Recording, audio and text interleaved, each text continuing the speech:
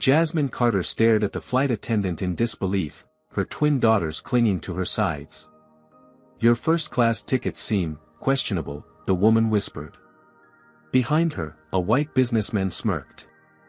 Nobody recognized the CEO of Skyward Technologies who just closed a $100 million deal. Before I continue this shocking story, where are you watching from today? If you believe discrimination has no place in our society, hit that like button right now and subscribe to hear more powerful stories of resilience and justice. Now let's dive into how this high-powered executive faced blatant discrimination despite her success. Jasmine Carter was not a woman who tolerated disrespect. At 42, she had built Skyward Technologies from a small startup into a software powerhouse worth billions. Her journey from Harlem to the heights of corporate America was the stuff of legend in business circles, though her face wasn't as recognizable as some tech moguls who sought the spotlight. Jasmine preferred to let her work speak for itself. Growing up in a cramped apartment with her single mother, Phyllis, who worked 3 jobs to keep food on the table, Jasmine had learned early that the world would not hand her anything. "You'll have to be twice as good to get half as much," her mother would say. Those words became her mantra through the grueling years at Harlem's public schools, where she excelled despite overcrowded classrooms and outdated textbooks.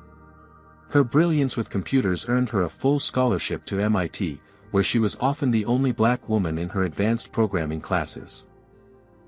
Classmates questioned her presence, professors overlooked her raised hand, and group projects became exercises in proving her worth. Yet she graduated summa cum laude, her resilience hardened like steel. The tech industry proved no more welcoming. At her first job, colleagues attributed her ideas to white male coworkers. At networking events, people assumed she was support staff rather than an engineer. When she became a project manager, clients would ask to speak to the person in charge even when she was clearly leading the meeting. None of it stopped her. Jasmine worked 18-hour days, built flawless systems, and gradually earned respect through sheer competence. By 30, she had enough industry credibility and savings to launch Skyward Technologies, specializing in cloud security solutions. Against all odds, her company thrived, eventually employing over 5,000 people worldwide. Her personal life bloomed alongside her career when she met and married Benjamin Carter, a literature professor who supported her ambitions completely. 10 years into their marriage, they welcomed twin daughters, Zara and Zoe. Though Benjamin had passed away from cancer 3 years ago, Jasmine had thrown herself into being both mother and father to her girls while continuing to lead her company to new heights. Now 11 years old, the twins were clearly their mother's daughters. Brilliant, tenacious, and confident beyond their years, they attended Westridge Academy, an elite private school where they excelled in science and mathematics. Their latest achievement: a sophisticated robotics project that could identify and sort recyclable materials using artificial intelligence, had won first place in the regional science fair and earned them a spot at the national competition in San Francisco. "Mom, do you think our robot will really help reduce landfill waste?" Zara asked as she carefully packed her tablet into her backpack. The more analytical of the twins, she was constantly thinking about practical applications. "Of course it will," Zoe chimed in, adjusting her glasses. "Ms. Hendricks said our algorithm is the most innovative she's seen from middle schoolers ever." The dreamer of the pair, Zoe could envision possibilities others might miss. Jasmine smiled at her daughters with pride. "Both of you are already changing the world. This trip is to celebrate that." She had booked them first-class VIP seats on Continental Airways as a special treat, spending extra for the luxury experience she knew would make the trip memorable. In their penthouse apartment overlooking Central Park, Jasmine checked their Louis Vuitton luggage one last time. The twins each had their own MacBook Pros and the latest smartphones, not as status symbols, but as tools for their education and safety. Jasmine had worked too hard to deny her children the advantages she never had. Their driver, Harold, loaded their bags into the Mercedes SUV for the trip to JFK Airport. "Good luck at the science fair, young ladies," he said with a warm smile. Harold had been with the family for years and had watched the twins grow from toddlers into the impressive young women they were becoming. At the airport, the subtle shifts in people's behavior began immediately. The curbside check-in attendant glanced at their first-class tickets with raised eyebrows before forcing a smile. The security agent examined Jasmine's ID longer than necessary, looking between her face and the photo repeatedly. A woman at the premium lounge entrance asked twice if she could see their boarding passes, despite having already scanned them. "Mom, why does everyone keep checking our tickets?" Zoe whispered as they settled into the lounge. Jasmine sighed. "Some people have a hard time believing we belong in certain spaces. That's their problem, not ours." It was during their wait that Jasmine first noticed Taylor Williams. In his 50s, with silver-streaked hair and an expensive suit, he carried himself with the entitled air of someone accustomed to deference. When the lounge attendant greeted him by name without checking his credentials, Jasmine noted the contrast to their own experience but dismissed it as unimportant. As boarding was announced for first-class passengers, Jasmine led her daughters to the gate. The twins couldn't contain their excitement as they walked down the jet bridge. "We get those big seats that turn into beds?" Zara asked, bouncing on her toes. "And the special meals with real silverware," added Zoe. "Everything," Jasmine promised, enjoying their enthusiasm. "You've earned this experience." They boarded first, settling into their spacious seats in row 2. Zara immediately began exploring all the features of her seat, while Zoe pulled out her notebook to jot down observations for a potential school essay. Jasmine helped them buckle in before taking her own seat across the aisle, already mentally reviewing her presentation for the investors she would meet while in San Francisco. As other first-class passengers boarded, several nodded politely, though few made eye contact. Jasmine was used to this. Her tailored suit and quiet confidence usually commanded respect, but there was always an invisible barrier. She watched as Taylor Williams boarded, noticing how he frowned slightly when he saw the twins occupying row 2. He took his assigned seat in row 4, but Jasmine caught him speaking to a flight attendant, gesturing in their direction. It was going to be a long flight. The plane was nearly ready for takeoff when Brittany Reynolds, a blonde flight attendant with a practiced smile, approached their row. Her expression was pleasant enough, but her eyes held something cold as she leaned toward Jasmine. "Excuse me, ma'am," she said, her voice lowered but still audible to nearby passengers. "May I see your boarding passes again?" Jasmine maintained her composure, reaching into her bag to retrieve the passes she had already shown at least 3 times. "Of course." Brittany examined them with exaggerated scrutiny, turning them over as if searching for signs of forgery. "These seats are a premium first-class section," she said, emphasizing the word premium, as if Jasmine might not understand its meaning. "Yes, I'm aware," Jasmine replied evenly. "That's why I purchased them." The flight attendant's smile tightened. "It's just that these particular seats are usually reserved for our frequent executive travelers." "Are you sure you wouldn't be more comfortable elsewhere?" Zara and Zoe exchanged glances, their earlier excitement dimming.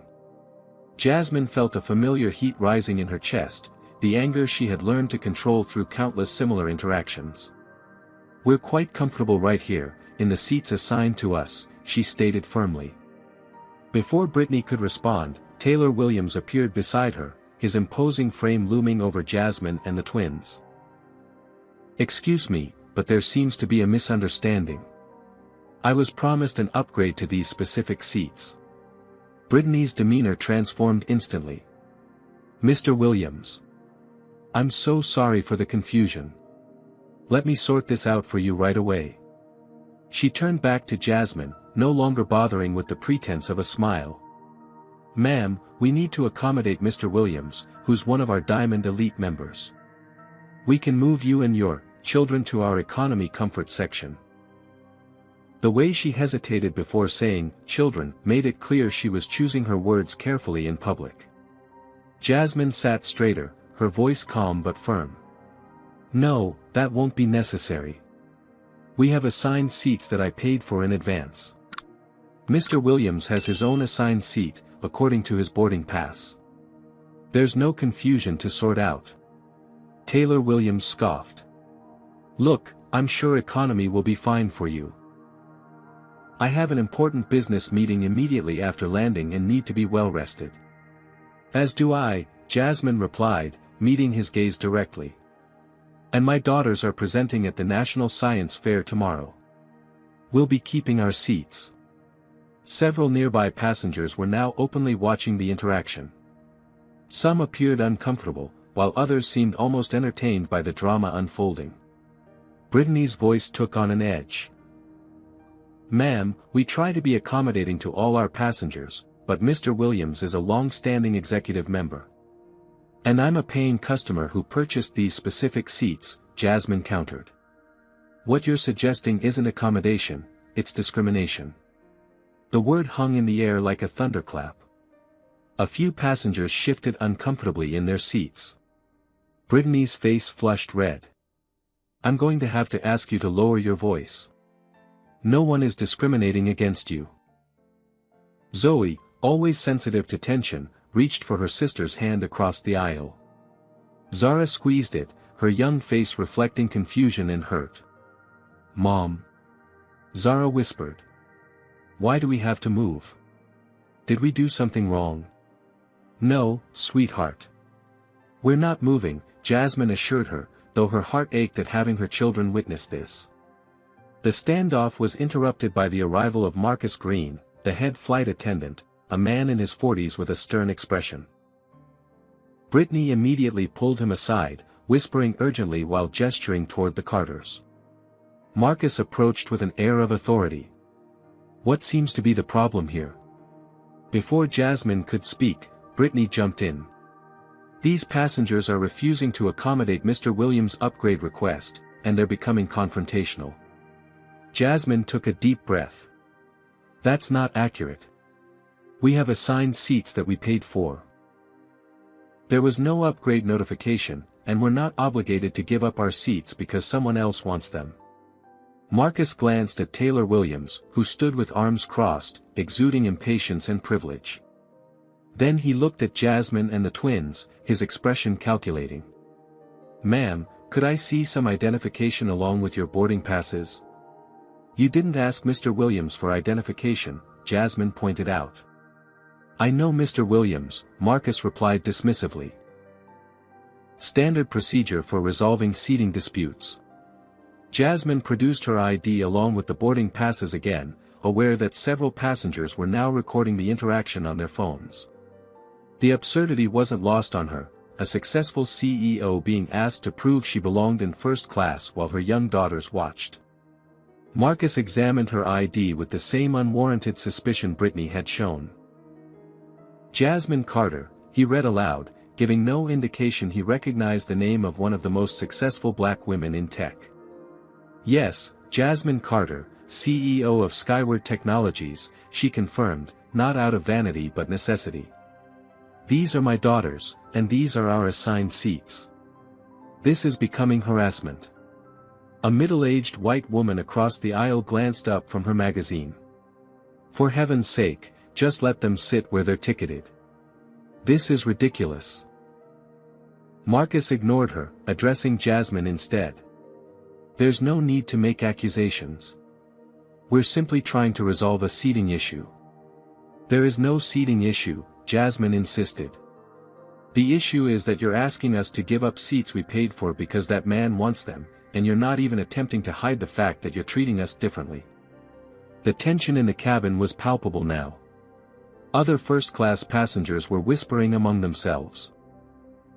Taylor Williams checked his watch impatiently. If this isn't resolved quickly, I'll miss my connection, he complained loudly. The plane, which should have already pushed back from the gate, remained stationary. The pilot's voice came over the intercom, "Ladies and gentlemen, we're experiencing a slight delay. We should be underway shortly. Flight attendants, please prepare for departure." Marcus lowered his voice.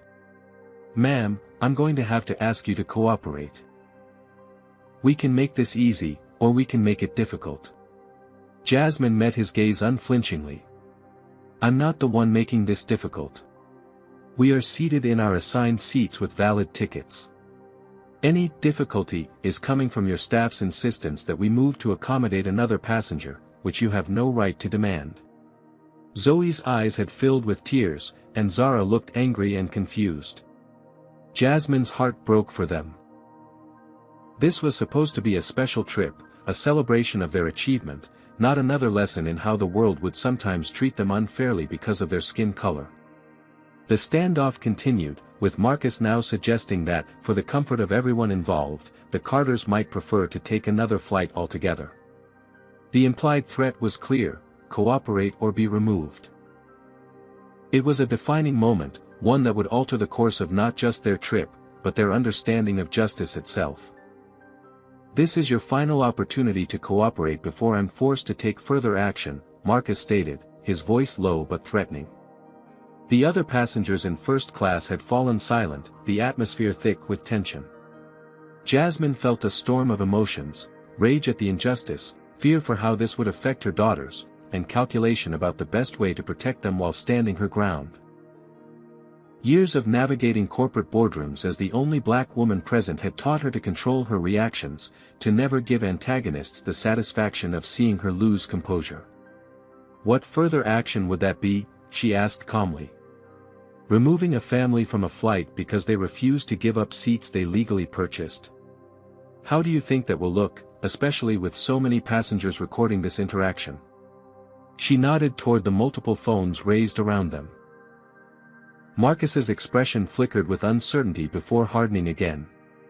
Ma'am, you're disrupting the boarding process. If you continue being difficult, I'll have no choice but to have you escorted off for interfering with flight crew instructions. Mom. Zoe's voice trembled. Are they going to make us leave the plane? Her small hand clutched her sister's, both girls looking frightened now.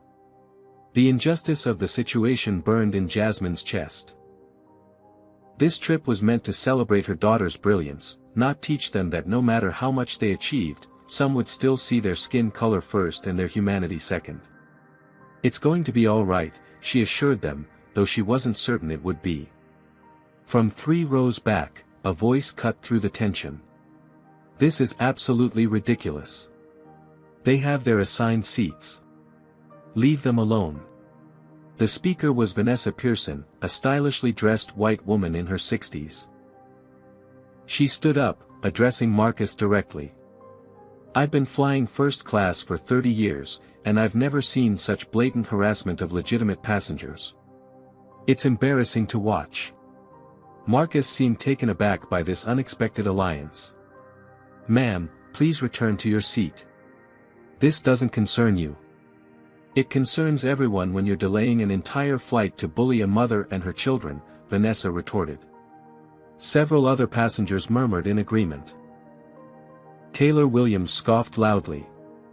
Some of us have important business waiting in San Francisco. Either move them or let's get going. This is a waste of my time. The confrontation was interrupted by the arrival of Richard Doyle, the airline's gate manager, who had been summoned to the aircraft. In his 50s with a receding hairline and an air of bureaucratic authority, he surveyed the scene with visible annoyance. What's the situation here? He demanded. Brittany rushed to explain, presenting a distorted version where Jasmine was being uncooperative and causing a disturbance. Richard barely glanced at Jasmine as Brittany spoke, his mind seemingly made up before hearing all sides. Ma'am, he addressed Jasmine curtly, Continental Airways has the right to reassign seating as necessary for operational purposes. I'm going to have to insist that you comply with the flight crew's instructions. What operational purpose requires moving my family from our assigned seats? Jasmine challenged. The only reason being given is that Mr. Williams wants our specific seats, which is not an operational necessity. Richard's expression soured. The decisions of our flight crew are final. If you continue to refuse their instructions, we'll have no choice but to remove you from this flight.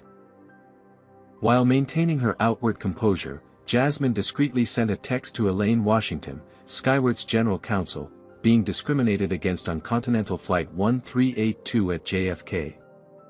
threatened with removal for refusing to give up paid first-class seats to white passenger. Daughters with me. May need legal intervention. Zoe, always sensitive to stress, began breathing rapidly, the early signs of the anxiety attacks she'd experienced since her father's death. Her face paled as she struggled to control her breathing. "My daughter needs a moment," Jasmine said, unbuckling her seatbelt to reach Zoe. "She has anxiety, and this confrontation is triggering an attack. Please remain seated while the aircraft is preparing for departure," Brittany snapped, blocking Jasmine's path to her daughter. "My child is in distress," Jasmine insisted, her calm facade cracking slightly. "Move aside." From the rear of the plane, raised voices could be heard as passengers in economy became aware of the situation. "Let her help her kid," someone shouted. "This is straight-up racism," called another. Richard Doyle looked increasingly uncomfortable as the situation spiraled beyond a simple seating dispute. He signaled to someone at the front of the aircraft, and moments later, 2 airport security officers boarded. "What's happening now, Mom?" Zara asked, her young voice steady but fearful. "Are they going to arrest us?" "No, sweetheart," Jasmine assured her, though her own heart raced. "They're just trying to intimidate us. Remember what we've talked about, sometimes people in authority abuse their power, but that doesn't make them right." The security officers approached, their expressions impassive. "We need all parties involved in this dispute to deplane for further discussion," one announced. "What do you think about how this situation is escalating?" Comment number 1 if you believe Jasmine should stand her ground, or number 2 if you think she should prioritize her daughter's immediate well-being and leave peacefully. Don't forget to like and subscribe to see how this intense confrontation continues to unfold. Have you ever witnessed discrimination that suddenly spiraled out of control? Let me know in the comments below. Now, what decision will Jasmine make as she faces this impossible choice? Jasmine looked at Zoe, whose breathing had become increasingly labored, then at Zara, whose eyes shimmered with unshed tears of anger and confusion. As a mother, her first instinct was to protect her children from further trauma. As a black woman who had fought for every inch of respect in her life, the thought of surrendering to such blatant discrimination made her physically ill. "We'll deplane," she finally said, her voice steady despite the storm inside her. "But I want everyone's names and badge numbers. This isn't over." Relief washed over the faces of the flight crew, while Taylor Williams didn't bother hiding his smug smile. The security officers stepped back, giving the family space to gather their belongings. "I'm sorry, Mom," Zoe whispered as Jasmine helped her stand. "I didn't mean to have an attack." "Don't apologize, sweetheart," Jasmine murmured, pulling her daughter close. "None of this is your fault." As they collected their carry-ons, Jasmine made a point of noting each staff member's name tag: Brittany Reynolds, Marcus Green, Richard Doyle. She took photos of their badges with her phone, ignoring their uncomfortable expressions. "This is so unfair," Zara said, loud enough for nearby passengers to hear. "We didn't do anything wrong. Why are they making us leave?" Jasmine had no comforting answer that wouldn't be a lie. The truth. That some people would always see their family as less deserving of respect because of their skin color, was a harsh lesson she'd hoped to shield her daughters from a little longer. Taylor Williams was already settling into one of their vacated seats, arranging his briefcase and laptop as if he'd won a small victory. The entitlement in his posture spoke volumes about how he viewed the world and his place in it. The family made their way slowly toward the exit, the eyes of first-class passengers following them. Some looked away in embarrassment, others in silent support, and a few with the satisfaction of seeing order restored to their privileged space. They had almost reached the aircraft door when a voice called out from the middle of the first-class cabin. "Wait a minute. Aren't you Jasmine Carter? The Jasmine Carter from Skyward Technologies?" Jasmine turned to see a young Asian man in a tailored suit standing from his seat, recognition dawning on his face. "I just read about you in Forbes," he continued, his voice carrying throughout the cabin. You closed that $100 million security contract with the government last week. Your facial recognition software is revolutionary. A ripple of murmurs spread through the first-class cabin as passengers began pulling out phones, searching her name. Jasmine could see the moment recognition hit them. Articles about her recent business triumph had indeed been featured in major publications, though she rarely allowed her photo to be used. Richard Doyle's face drained of color as he frantically tapped on his tablet, presumably confirming what was now being whispered throughout the plane. Brittany and Marcus exchanged panicked glances. "Oh my God," a passenger exclaimed loudly. "They're kicking the CEO of Skyward Technologies off the flight to give her seat to some random white guy."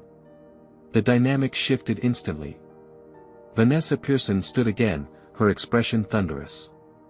"This is absolutely outrageous. I witnessed this entire interaction, and it was nothing but discrimination from the start." Other passengers began voicing their agreement, many still recording with their phones. The videos would undoubtedly hit social media within minutes. Richard Doyle approached Jasmine, his demeanor completely transformed. "Ms. Carter, I sincerely apologize for this misunderstanding. Of course you and your daughters should return to your seats immediately." "It wasn't a misunderstanding," Jasmine replied coolly. "It was discrimination, plain and simple. And it happened in front of my children." As if on cue, a distinguished-looking man in an expensive suit hurried down the aisle. "Ms.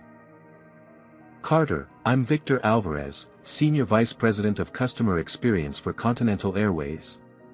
I was in business class when I was informed of the situation. Please accept my profound apologies for this inexcusable treatment."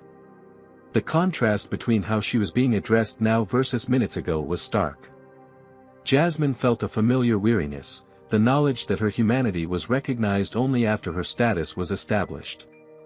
"Mr. Alvarez, my daughters and I were humiliated and threatened with removal from this flight despite having legitimate tickets for our assigned seats," she stated. "Your staff was perfectly willing to discriminate against us until someone recognized my name. That's not a problem that can be solved with an apology." Victor Alvarez nodded gravely. "You're absolutely right, and I assure you this will be addressed at the highest levels of our organization. For now, please allow us to escort you back to your seats and ensure you have a comfortable journey." Taylor Williams, who had been watching this reversal with increasing alarm, suddenly found himself the center of unwelcome attention. "Sir, I'll need you to return to your assigned seat," Victor said firmly. "This is ridiculous," Taylor blustered. "I was promised an upgrade, sir," Victor cut him off. "Return to your assigned seat immediately, or you will be removed from this flight." Red-faced, Taylor gathered his things and skulked back to his original seat, avoiding eye contact with everyone. As Jasmine and her daughters were escorted back to their rightful seats, the other passengers in first class offered silent nods of support or whispered apologies for not speaking up sooner. Brittany and Marcus had disappeared, presumably reassigned to other duties for the remainder of the flight. "Mom," Zara whispered as they settled back in, "everyone's treating us differently now that they know you're important." Jasmine stroked her daughter's cheek. "And that's the problem, sweetheart. We were always important, whether they recognized it or not." The plane finally pushed back from the gate, nearly 45 minutes behind schedule. The incident was far from over, but at least they were on their way to San Francisco, where the twins would still have their moment to shine at the science fair. What no one yet realized was how much this seemingly routine act of discrimination would soon rock an entire industry and spark a national conversation about race, privilege, and accountability. The remainder of the flight proceeded in an atmosphere of artificial pleasantness. The replacement flight attendants were almost comically attentive, offering the Carter family extra pillows, premium headphones, and multiple beverage services before the plane had even reached cruising altitude. Victor Alvarez personally checked on them several times, his smile strained with corporate damage control. Despite the staff's efforts, Jasmine could feel the weight of eyes on her family throughout the journey. Some passengers whispered behind magazines or pretended to be absorbed in their screens while stealing glances. Others made a point of smiling or nodding in solidarity. A few sent their business cards down the aisle with flight attendants, eager to network with the CEO whose name they hadn't recognized an hour earlier. Once the seatbelt sign turned off, Jasmine moved to sit beside her daughters, both girls sharing a seat designed for one. They huddled together, a family fortress against the scrutiny around them. "Are you feeling better?" Jasmine asked Zoe, whose color had returned but whose eyes still held the shadowed look that followed her anxiety attacks. Zoe nodded. "I'm okay now. I just couldn't breathe when everyone was yelling." "They were wrong to treat us that way," Zara stated firmly, her young face set with determination. "We didn't do anything wrong." "No, we didn't," Jasmine agreed, squeezing both their hands. "And that's the conversation we need to have." She took a deep breath, knowing this moment would shape how her daughters understood the world. As a mother, she had always tried to balance protecting them from harsh realities while preparing them to navigate those same realities. "What happened today happens to black people every day, in different ways," she explained gently. "Some people will look at our skin and make assumptions about whether we belong in certain spaces. They'll question our right to be there, even when we've earned it just like anyone else." "But that's not fair," Zara protested. "It's just skin." "It's not fair," Jasmine agreed. "And it's not about our skin, it's about their prejudice. Remember how everyone's attitude changed when they realized who I was?" Both girls nodded. "That's because they suddenly saw value in us that they hadn't before. But our value as human beings doesn't change based on my job title or our bank account. We were worthy of respect from the moment we boarded, just like every other passenger." Zoe's forehead wrinkled in thought. "So if you weren't famous, they would have just kicked us off the plane?" The question pierced Jasmine's heart. "Possibly. And that's why people with privilege and power need to speak up when they see injustice, like Ms. Pearson did, even before they knew who we were." From across the aisle, Taylor Williams cleared his throat loudly. He had been sulking in his original seat since the confrontation, but now he leaned toward them. "For what it's worth, this had nothing to do with race," he said defensively. "I'm a Diamond Elite member, and I was promised an upgrade. It's about status, not color." Jasmine fixed him with a level gaze.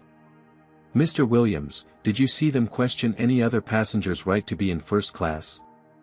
Did they ask anyone else to give up their assigned seats for you?" "That's different," he insisted. "I fly this route every month. They know me. And you think that entitles you to take seats that other people paid for?" Jasmine challenged. "Would you have targeted the elderly white couple in row 1?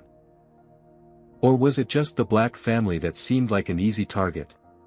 Taylor's face flushed. "You people always make everything about race. It's exhausting." "You people."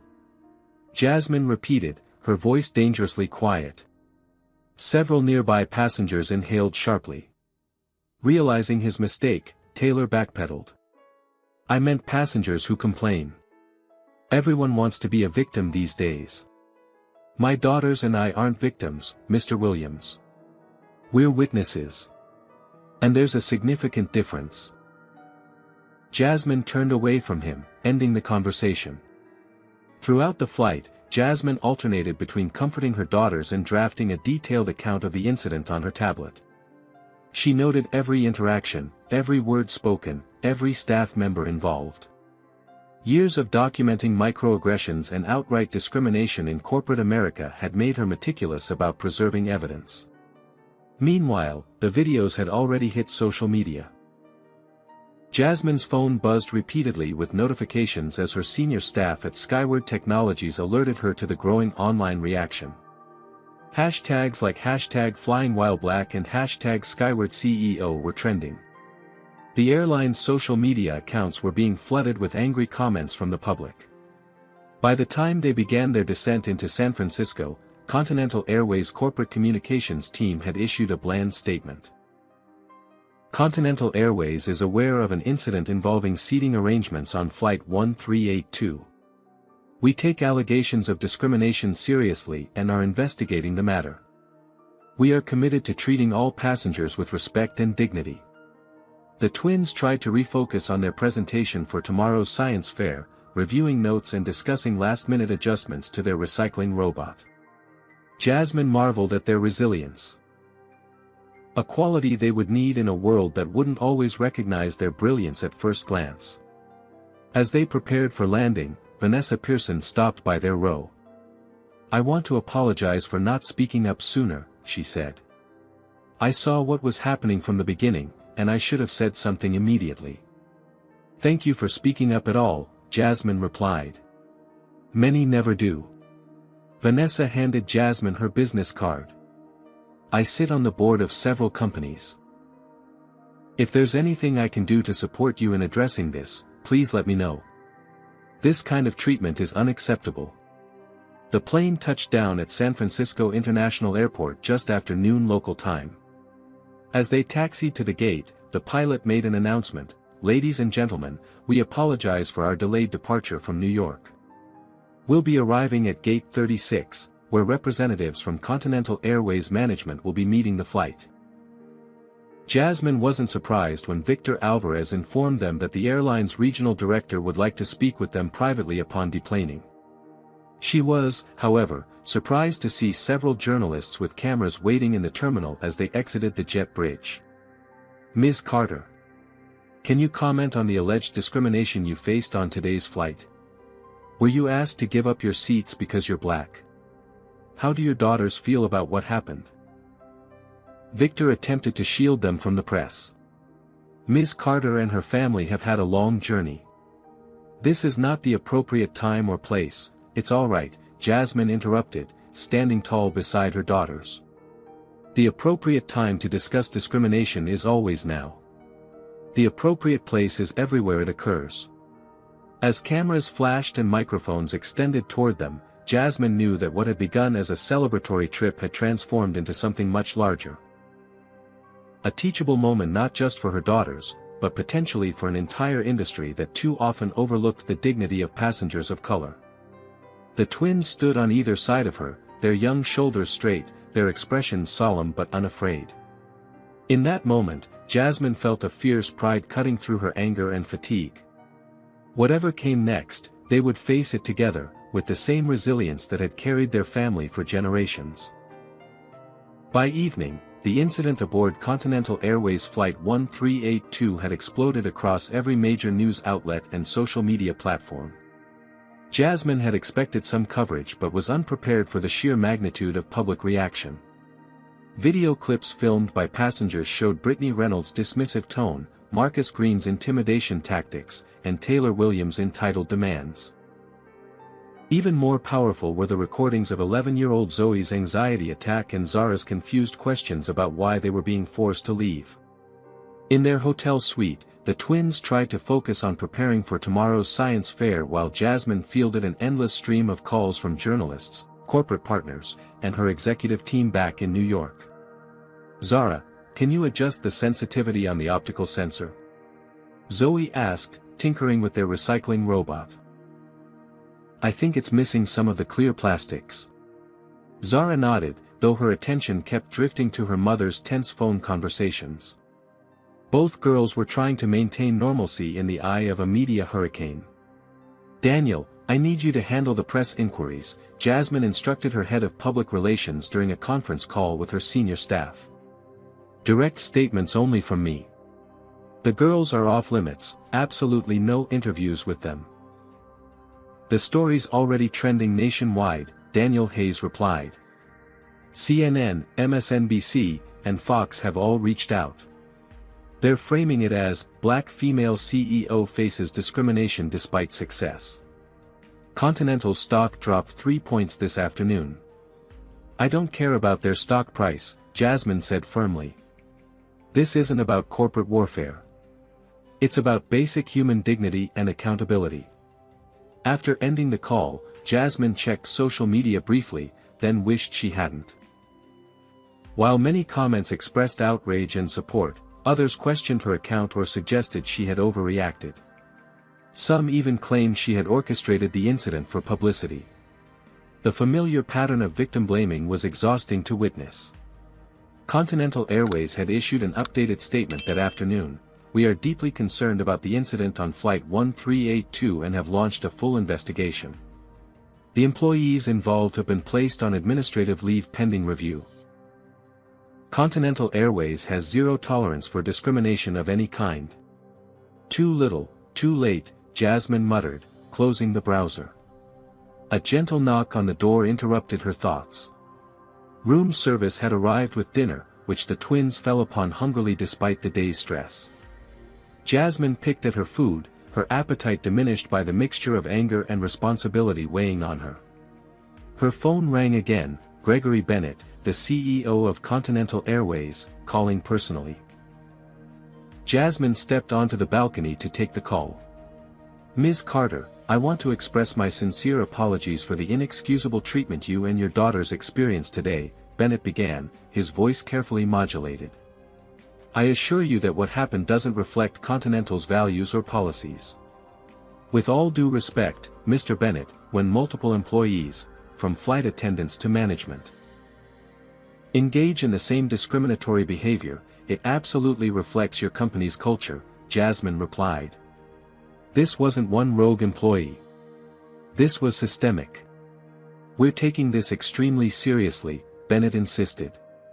"The staff members involved have been suspended, and we're prepared to offer compensation for your distress. I'm not interested in hush money," Jasmine cut in. "What happened to us happens to black travelers every day, but most don't have the platform or resources to fight back. That's the real issue that needs addressing." The conversation ended with vague promises of further discussion and meaningful changes. Jasmine returned to the room unconvinced of Bennett's sincerity. Meanwhile, Taylor Williams had been identified on social media through the viral videos. His company, Westbrook Financial Services, was facing mounting pressure to respond to their executives' behavior. By evening, they had issued a statement: "We are aware of the incident involving our chief marketing officer and are reviewing the matter internally. Westbrook Financial is committed to diversity and inclusion in all areas." As Jasmine helped the twins prepare for bed, CNN was running a special segment titled, "Flying While Black: Discrimination in the Friendly Skies." The reporter was highlighting similar incidents from recent years, placing the Continental Airways confrontation within a broader pattern of bias in the travel industry. "Mom, are we famous now?" Zara asked as Jasmine tucked her in. "Not the way we'd want to be," Jasmine answered honestly. "But sometimes life puts you in positions where you have to stand up for what's right, even when it's difficult." "I'm scared about tomorrow," Zoe admitted quietly. "What if people at the science fair are only interested in what happened on the plane instead of our project?" Jasmine sat on the edge of the bed, stroking her daughter's hair. "Your brilliant minds and hard work deserve all the attention. If anyone tries to change the subject, just remind them why you're there, because you're young scientists with important ideas to share." After the girls fell asleep, Jasmine stayed up reviewing emails that had flooded in throughout the day. One in particular caught her attention, from Patricia Morrison, a prominent civil rights attorney who specialized in discrimination cases.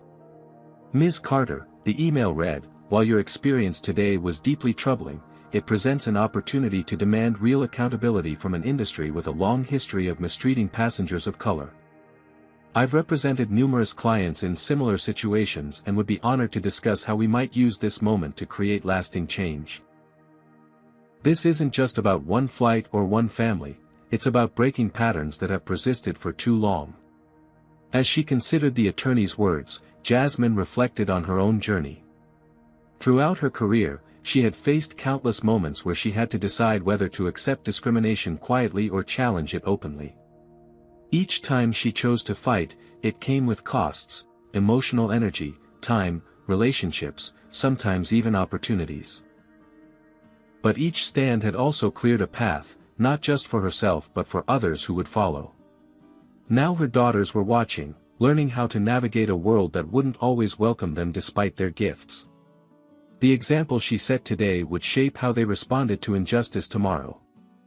Have you ever found yourself at a crossroads where you had to decide whether to accept unfair treatment or stand up against it?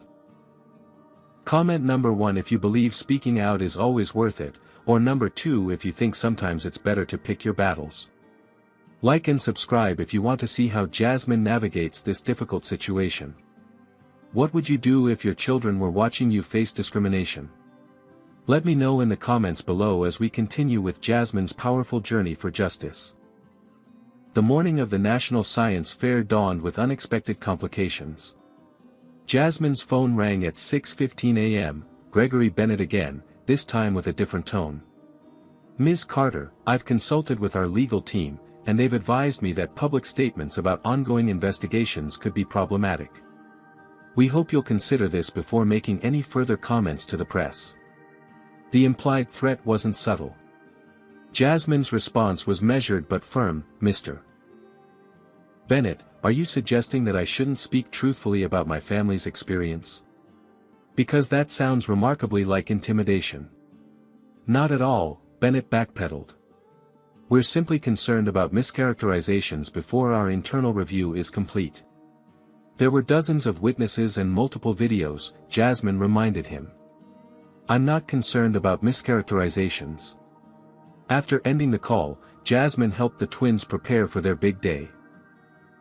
They wore matching navy blazers over crisp white shirts, their science fair badges already hanging around their necks. Despite their excitement about presenting their project, both girls seemed subdued, the previous day's event still weighing on them. "Will there be reporters at the science fair?" Zoe asked anxiously as they rode in a taxi toward the convention center. "Probably," Jasmine answered honestly. "But remember, you don't have to talk to them. Your focus today is your project and nothing else." The convention center was bustling with young scientists from across the country, their exhibits filling the massive hall with colorful displays and innovative ideas. Under normal circumstances, the twins would have been bouncing with excitement, eager to explore other projects and meet fellow young inventors. Instead, they stayed close to Jasmine, eyes darting nervously whenever someone looked their way for too long. They had just finished setting up their recycling robot at their assigned booth when Jasmine noticed a commotion near the entrance. Several reporters had indeed found their way into the science fair, cameras and microphones at the ready. "Ms. Carter, can we get a statement about yesterday's incident? Girls, how does it feel to experience discrimination at such a young age?" Before Jasmine could intervene, the science fair coordinator, Dr. Eleanor Jenkins, stepped in. "This is an educational event for students," she said firmly. "Media without proper credentials need to remain outside. These young scientists deserve to be recognized for their work, not treated as subjects for unrelated news stories." Jasmine shot Dr. Jenkins a grateful look as security escorted the reporters out. "Thank you for protecting the environment for all the students." "Of course," Dr. Jenkins replied. "Though I must admit, your daughter's project was already generating buzz before yesterday's events. Their algorithm for sorting recyclables is remarkably sophisticated for middle school students." Pride momentarily displaced Jasmine's stress. "They've worked incredibly hard." As the judging began, the twins gradually relaxed into their element, explaining their project with growing confidence to each evaluator who stopped by their booth. Jasmine stood back, allowing them their moment to shine on their own merits. Her phone vibrated with a news alert. Brittany Reynolds, the flight attendant from yesterday's incident, had given an interview to a morning show, defending her actions and denying any racial motivation. "I was simply following company protocol for our elite passengers," Brittany claimed in the clip. Ms. Carter became confrontational when asked to cooperate with a routine seating adjustment. It had nothing to do with race. The blatant revision of events made Jasmine's blood boil, but she forced herself to put the phone away. Today was about her daughters, not Continental Airways' attempt at damage control. By mid-afternoon, judges had completed their rounds, and students were free to explore other exhibits while awaiting the final results. The twins were finally beginning to enjoy themselves, their natural curiosity overtaking yesterday's trauma as they discovered projects involving everything from sustainable agriculture to new applications for artificial intelligence. Jasmine used this time to step outside and return urgent calls, including one from Patricia Morrison, the civil rights attorney who had emailed her. Continental is already trying to control the narrative, Patricia observed after Jasmine described Bennett's morning call and Brittany's interview. This is standard procedure: deny, minimize, and shift blame to the victim. I'm not interested in being portrayed as a victim, Jasmine replied. I'm interested in accountability. Then we need to think strategically, Patricia advised. They'll offer a settlement with a non-disclosure agreement attached. It would be quick, quiet, and completely ineffective at creating real change. That's not acceptable, Jasmine stated firmly. I agree, Patricia said. Which is why I think we should consider a different approach altogether. Their conversation was interrupted by an incoming call from Elaine, Skyward's general counsel. Jasmine, Taylor Williams' company just put him on administrative leave pending investigation. And there's more. We've been contacted by 3 former Continental employees who say they were fired after reporting discriminatory practices. They're willing to go on record. The pieces were falling into place for a much larger confrontation than Jasmine had initially anticipated. This wasn't just about one incident on one flight, it was about a pattern that affected countless travelers and employees.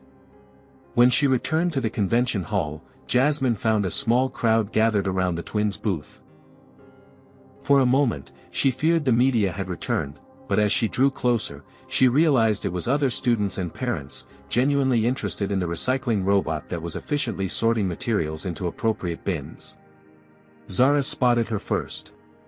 Mom! We're getting so much feedback. A girl from Seattle suggested a modification to our code that might make it even more accurate with plastics. Zoe's eyes shone with excitement. And a judge told us we're definitely in contention for the top prize in the environmental category. For the first time since boarding yesterday's flight, the twins looked completely like themselves again, bright, engaged, passionate about their ideas. It reinforced Jasmine's determination to fight not just for justice in this specific instance, but for a world where her daughters could move through every space focused on their gifts rather than defending their right to exist there. The awards ceremony began at 5 o'clock. Jasmine sat with other parents in the audience, recording on her phone as the announcements began. When Environmental Innovation, first place, was announced with Zara and Zoe Carter, Westridge Academy, following, she leapt to her feet, applauding wildly as her daughters made their way to the stage. Their acceptance speech was brief but powerful, thanking their teachers, their late father who had first sparked their interest in environmental science, and their mother, who shows us every day how to stand up for what's right, no matter what. The celebration dinner afterward at the twins' favorite restaurant should have been purely joyful, but midway through their meal, Jasmine received another call. This time from a Continental Airways board member, suggesting a private meeting the following morning. We believe we can resolve this situation to everyone's satisfaction, the board member said smoothly. Continental values your business and regrets any misunderstanding. It wasn't a misunderstanding, Jasmine corrected him. And resolution won't come through private meetings and confidential settlements. After declining the meeting, Jasmine found 17 new messages waiting, including one that made her pause. Taylor Williams had issued a public apology via his company's website, claiming he had reflected deeply and recognized his unconscious biases after the incident. Mom, is it over now? Zara asked, noticing her expression as she read the message. Since he apologized. Jasmine considered how to answer. An apology is just words, sweetheart. Real change comes from actions and accountability. It's not over until the systems that allowed this to happen are changed. That night, as the twins slept soundly, exhausted from their triumphant day, Jasmine sat at the hotel room desk drafting emails and reviewing documents Patricia had sent over. Continental Airways clearly hoped to contain the situation with a swift settlement and superficial apology. Taylor Williams hoped to salvage his reputation with carefully crafted remorse. Both assumed that money and words could erase what had happened.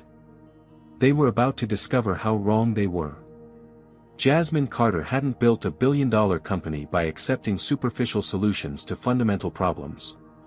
The confrontation was far from over. In fact, it was about to escalate beyond anything Continental Airways had anticipated. The following morning, Continental Airways received Jasmine's response to their settlement offer. A comprehensive document detailing not just the incident on Flight 1382, but a pattern of similar occurrences across the airline industry. Attached were statements from the 3 former Continental employees who had contacted Skyward Technologies, each describing racial discrimination they had witnessed or experienced while working for the company. "She's not looking for money," Patricia Morrison explained to Gregory Bennett and Continental's legal team during a conference call. "She's looking for structural change." The airline executives had expected a negotiation over compensation. Instead, they faced a meticulously researched demand for industry-wide reform, including mandatory anti-bias training, transparent reporting of discrimination complaints, and diverse hiring practices at all levels of the organization. Meanwhile, the twins were enjoying a day of sightseeing in San Francisco, their science fair victory lending them a confidence that partially overshadowed the airplane incident. A security team hired by Skyward Technologies accompanied them discreetly, ensuring that media couldn't ambush the family during their remaining time in the city. "Mom, look!" Zoe pointed excitedly at a street performer near Fisherman's Wharf. "He's using recycled materials for his instruments." Jasmine smiled, grateful for these moments of normalcy amid the storm.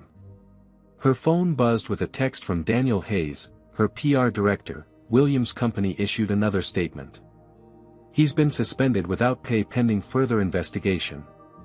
Taylor Williams was discovering that his position and privilege couldn't shield him from accountability in an age where discriminatory behavior could be captured and shared instantly. His carefully constructed professional image was crumbling as former colleagues and employees came forward with stories of similar behavior in the past. Later that afternoon, Jasmine met with Vanessa Pearson, the white passenger who had spoken up during the flight. Over coffee at a quiet cafe, Vanessa shared her perspective. "I've flown first class for decades, and I've seen this pattern repeatedly," she explained.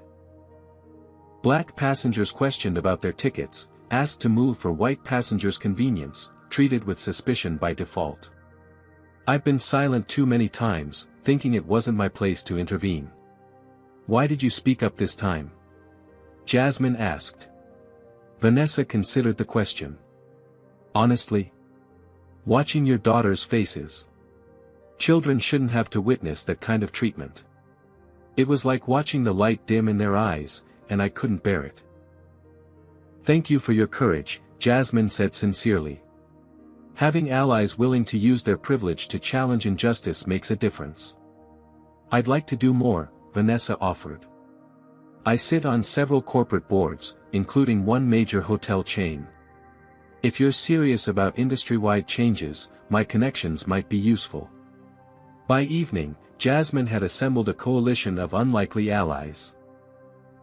Vanessa with her corporate connections, Patricia with her legal expertise, the former Continental employees with their insider knowledge, and several civil rights organizations that had reached out offering support. Together, they began mapping out a strategy that went beyond addressing a single incident to challenging systemic practices. The twins returned to their hotel room bubbling with stories from their day exploring the city, their first-place medals from the science fair proudly displayed around their necks. They found their mother surrounded by laptops and documents, deep in strategic planning. "Are you still fighting the airline, Mom?" Zara asked, flopping onto the sofa beside her. "I am," Jasmine confirmed. "But not just for us. For everyone who's been treated unfairly but didn't have the resources or platform to fight back." Zoe settled on Jasmine's other side. "Like when you started the scholarship program for girls in tech." Jasmine nodded, touched that her daughter remembered. After achieving success with Skyward, Jasmine had established a foundation providing financial support and mentorship to girls from underrepresented groups pursuing careers in technology. It was one of her proudest accomplishments, separate from her business success. Exactly like that. Sometimes when you have power or resources, you have a responsibility to use them to help create a more just world. That evening, Continental Airways Board of Directors held an emergency meeting. The company's stock had dropped 7 points since the incident, and boycott calls were spreading across social media. More damaging were the emerging stories from other black passengers who had experienced similar treatment, suggesting a pattern rather than an isolated incident. "She's not backing down," Gregory Bennett informed the board grimly. "And she has the resources and determination to make this extremely costly for us, both financially and reputationally." While Continental's executives debated their next move, Jasmine received another unexpected ally. A data analyst from Continental had anonymously sent her internal complaint statistics showing that passengers of color were 6 times more likely to be questioned about their seating or removed from flights than white passengers with similar status. "This is exactly what we needed," Patricia said when Jasmine forwarded the information. "Hard data to back up what we've been saying." The next morning, as they prepared to return to New York, Jasmine received a call from Continental's board chair, Elizabeth Harrington, bypassing CEO Gregory Bennett entirely. "Ms. Carter, I wonder if we might start fresh," Harrington began. "I've reviewed the materials you sent, including the internal data that, frankly, our own CEO should have disclosed to the board immediately. We're prepared to discuss substantive changes, beyond the superficial measures initially proposed." "I'm listening," Jasmine replied cautiously. "We'd like to form a task force focused on equity and customer experience, with independent oversight and regular public reporting of outcomes. We'd be honored if you would consider leading this effort." The offer was unexpected. Jasmine had been prepared for continued resistance, not collaboration. "Why the change of approach?" "Because you're right," Harrington admitted. "And because continuing to deny the obvious is not only morally wrong but bad business. Our customers and shareholders deserve better." As their flight back to New York took off that afternoon, on a different airline, Jasmine watched her daughters reading beside her, their science fair project carefully packed in the cargo hold below. The past few days had transformed what should have been simply a proud moment in their young lives into a crash course in racism, resistance, and the complex ways power operated in American society. She thought about Harrington's offer. Leading Continental's equity task force would require time and energy she wasn't sure she wanted to give the company that had humiliated her family. On the other hand, it represented a rare opportunity to create systemic change from within an industry that affected millions of travelers. The twins had fallen asleep, their heads resting against each other in the way they had since infancy. Looking at them, Jasmine knew her decision would be guided by a simple question: what would create the world she wanted them to inherit? By the time their plane landed at JFK, she had formulated her response.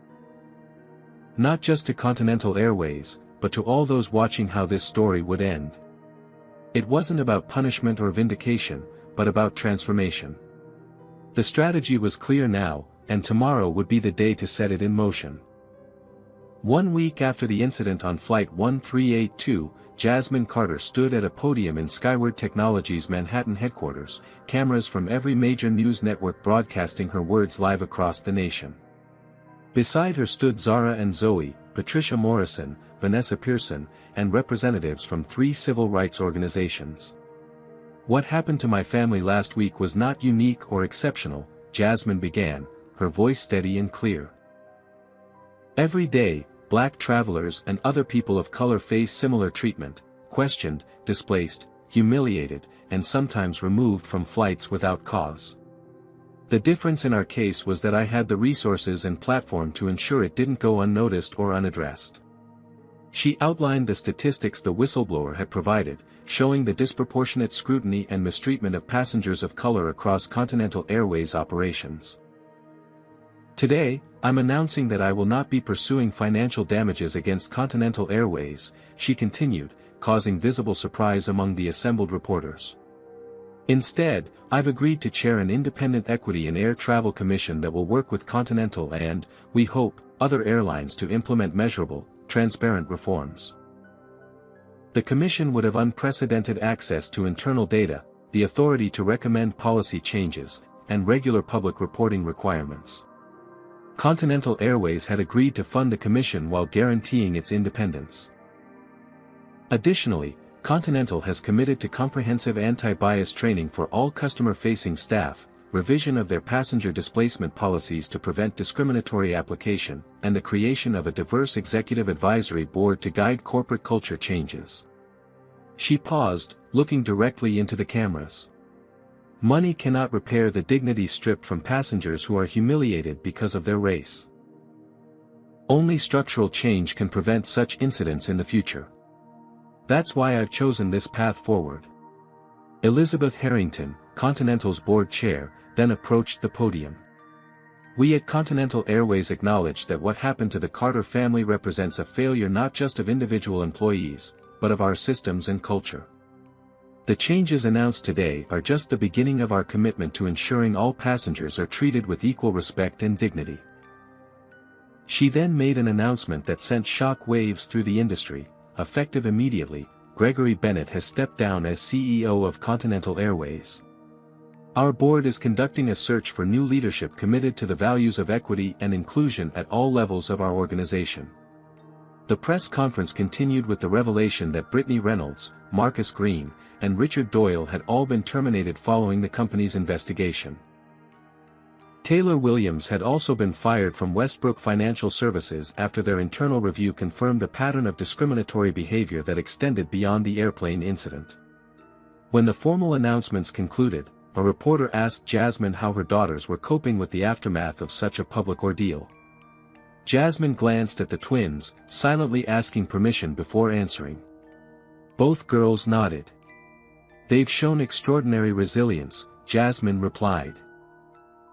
"But more importantly, they've learned valuable lessons about standing up for justice, even when it would be easier to remain silent. I'll let them speak for themselves if they wish." Zara stepped forward first. "What happened on the plane was scary and unfair," she said, her young voice steady. "But my mom taught us that when something is wrong, you don't just accept it. You work to change it." Zoe added, "We won our science fair with a project about using technology to protect the environment. Now we're thinking about how technology might help fight discrimination too." Their poise and thoughtfulness brought tears to many eyes in the room. These weren't just the children of privilege who happened to face an unfortunate incident, they were young women being raised to combine their advantages with a deep commitment to creating a more just world. In the months that followed, the impact of what became known as the Continental Incident rippled through the airline industry and beyond. Continental's new CEO, Dr. Maya Richardson, the first black woman to lead a major U.S. airline, worked closely with Jasmine's commission to implement reforms that soon became industry standards. The twins spoke at schools across the country about both their scientific innovations and their experience standing up to discrimination. Their perspectives resonated with children from all backgrounds, starting conversations in classrooms about fairness, courage, and using one's voice for positive change. Jasmine established the Skyward Foundation, dedicated to supporting entrepreneurs from underrepresented groups in the technology sector. The foundation's first initiative provided seed funding for startups developing solutions to bias in automated systems, including airline booking and customer service platforms.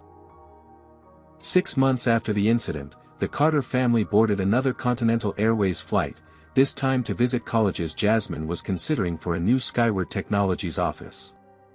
The difference in their experience was palpable from the moment they entered the airport. The check-in agent greeted them warmly without a second glance at their first-class tickets. Security was professional and efficient. Boarding proceeded without incident, and the flight crew welcomed them aboard with the same courtesy extended to all passengers. As they settled into their seats, Zara whispered to her mother, "It feels different now." Jasmine nodded. "This is how it always should have been." The change wasn't perfect or complete, true transformation rarely happens overnight. But it was a meaningful start, one that would potentially improve the travel experience for countless passengers who would never know the names Jasmine, Zara, or Zoe Carter, but who would benefit from their willingness to stand firm in the face of injustice.